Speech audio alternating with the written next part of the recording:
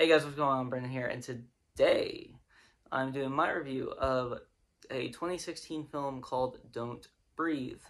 So I wanted to do my review of Don't Breathe before I see the sequel, Don't Breathe 2, and well, just today, later today, and this film is has a very simple premise. It's basically just a robbery gone wrong.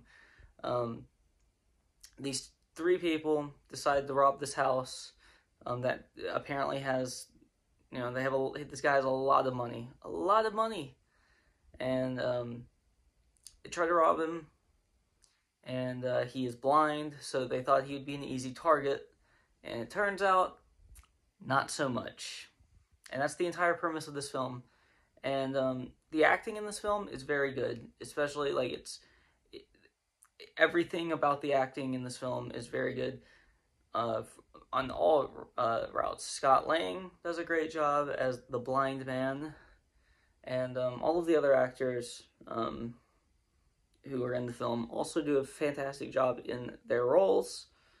Um, and I really like that this movie doesn't overstay its welcome. It's only about an hour and a half long. That's all this movie needed to be.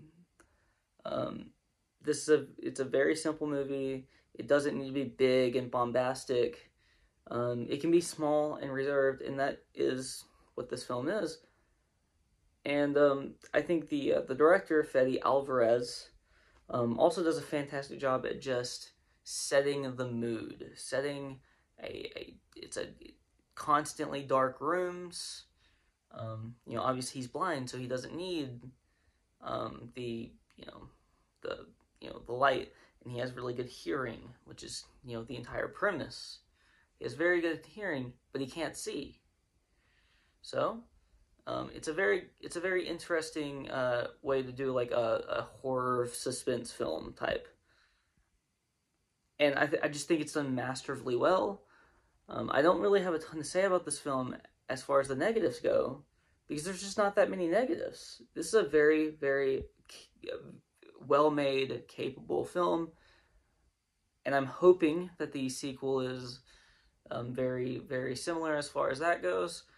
They kind of set up a sequel at the end. If you haven't seen this film, I mean, go watch it. It's been out since 2016. Go watch it. Um, but so I'm I might if I spoil anything, I apologize. But you probably should have seen this film by now. Um, just everything that the director Fede Alvarez does in this film, though, as far as directing the actors and directing the actual the scenes, and directing like the way the scenes are shot and everything, like everything is done very well, and I'm really happy about that. I'm really happy that all of everything is done incredibly well. The one criticism that I have is towards the end. Um,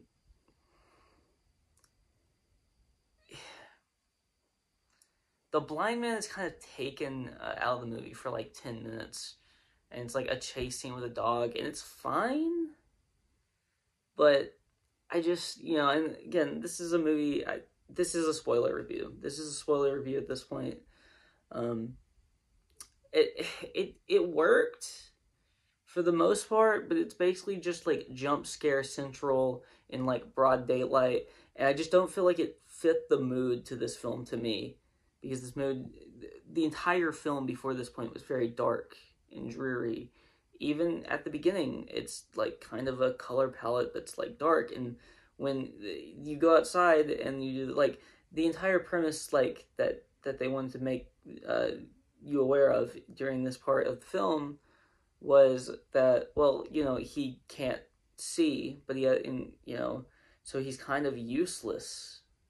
Even the main one of the main characters, the girl that's still alive, I can't think of her name right now, but she even says like, "You're useless out here," and that line worked. And then apparently he's not useless out there, because he just goes and he uses basically the dog as a distraction, and then just goes and gets her. It's like nothing. It's kind of just a weird plot line to do there. It didn't really work for me.